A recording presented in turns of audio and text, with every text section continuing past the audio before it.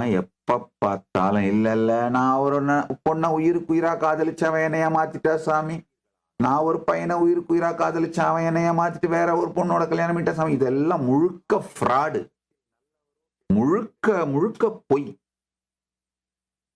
இந்த 90s kids love failure story எல்லாம் நம்புறதுக்கு வேற எவனாவது இருப்பான், அவனை போய் பார்த்து பேசிக்கோங்க, சொல்லிக்கோங்க. உங்களுடைய சுயபச்சாதாப கதைகள் அனைத்தும் பொய்.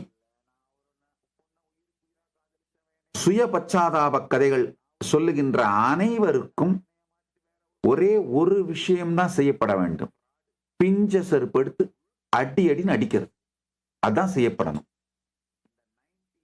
உங்களை எவன் ஏமாத்தினாலும் நீங்க உள்ளுக்குள்ள ஸ்ரத்தை இல்லாமல் ஏமாற்றுவதற்கு தயாராக இருந்தீர்கள், அவன் முந்திக்கிட்டான், அவ்வளவுதாங்க.